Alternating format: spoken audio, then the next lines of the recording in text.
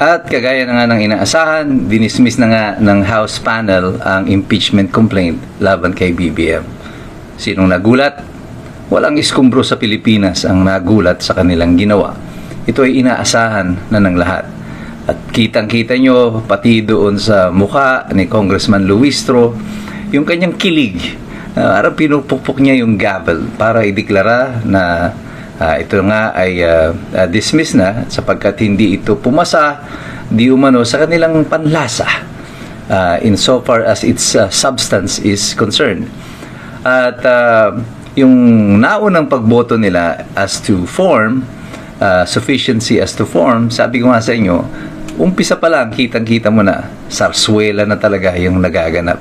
At yung pangalawang pagboto nila as to substance, well, ito yung talagang pagboto. Yung may mga walkout pa nila noon sa first day.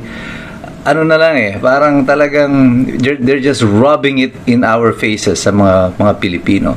Na tingnan nyo, panoorin nyo kami, dadramahan namin kayo, pero alam nating lahat at alam nila na alam natin na niloloko nila tayo. And yet, they did it. At wala naman talagang maniniwala na i-impeach nila si BBM, itong House of Representatives. Halos lahat sila isangkot dito.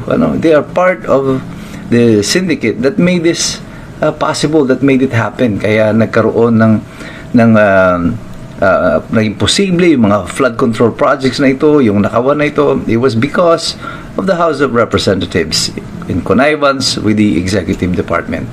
So, sinong niloloko nyo na i-impeach nyo si BBM? No one believed you from the start. And you just proved us right. Ang hindi nila inaasahan, probably, is what transpired in the Senate on the same day. Habang sila ay naghahanda para bigyan ng vaccination, impeachment vaccination si BBM. Kasi pag na-dismiss na yung impeachment complaint sa kanya, wala nang pag-asa na siya ay masampahan pa muli ng impeachment complaint. Even in 2027, kasi hindi ka na pwede mag-file ng impeachment 1 year before the next scheduled national election. So, it's done and over with. Ang target nilang susunod dito, syempre, si Sara Duterte. And tingnan nyo kung paano naman nila igagalaw yung impeachment complaint sana kay Sara Duterte. The problem is, something happened in the Senate. Kagaya nga na sinasabi natin nung several days ago na video na magpapalit na ba ng liderato sa Senado at gano'n na nga ang nangyari. Although kanina nabasa ko na sa Billionaire News at congratulate na si Senator Loren Legarda sa social media. It seems as if ito na nga yun, that finally the Senate has changed leadership. At natapos na rin ang school bukol era ng eskalera and sub-eskalera twin niya. Meron pumalit kay Joey De Leon dito sa Senado na sidekick ni Tito Escalera. Well, that is over. Now, we have to watch kung ano mangyayari dito sa Senado because Loren Legarda is part of the majority. But will there be a change of a new majority? Sa pag-assign po ng mga committee, dito natin makikita. Will Senator Marcoleta be back in the Senate Blue Ribbon Committee? Pero one thing is for sure, probably that Ping Lacson is on the way out dito sa Blue Ribbon Committee. Tatanggalin na siya dyan. Because there has been a controversy as of late, lalo yung ditong lumabas na merong fake na Blue Ribbon Senate Blue Ribbon Committee report na hindi pa nila maipaliwanag sa kasalukuyan. And then later on, nagsignify yung tatlong senador ng pag-atras nila ng una nilang pagpirma di umano doon sa draft report. Kasama dito sina Big Zubiri, si JB Ejercito at saka si Gatchalian.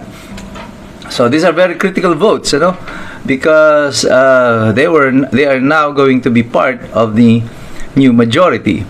And this is something that the House would have to contend with. Sinasabi ko sa inyo, even before, it is the Senate that is the controlling vote here insofar as impeachment is concerned kasi sila ang boboto pagdating sa impeachment of the Vice President. Ito ay isang bagay that probably the House of Representatives did not expect will happen. With Tito Soto out of the Senate, ngayong wala na si Tito Soto sa Senado, may pag-asa pa ba ang impeachment ni VP Sara sa Senado? Well, that remains to be seen. Pero ako, I'm betting on the fact na patay na rin uli itong impeachment kay Sara Duterte. Now, everyone will be in a state of panic, mula sa Dilaw, sa Pula, sa mga BBM, at lahat sila na kumukontra dito kay Sara Duterte. Now, it appears that her march towards the presidency, if ever umabot pa ito ng 2028, will be unstoppable. It's inevitable. Ika nga, kailangan na magpalit ng mga presidente, pero aabot pa kaya ito sa 2028? Yan ang sasagutin natin sa mga susunod na araw. Pagmasdan natin ito, maki-participate tayo, maki-engage. Tingnan natin kung ano pa ang nagaganap sa ating bayan. Huwag tayong basta-basta paloloko sa mga sarswelang ginagawa nila. Matatalino na kayong lahat. Kayo ng mga iskumbro ng Republika ng Pilipinas, alam nyo na ang tunay na nagaganap. Kasi tayo ay nagmamasid, tayo ay nag-aaral. Kasi alam natin, mahirap makialam ang taong walang alam. So God bless you, God bless us all. Mabuhay ang Republika ng Pilipinas.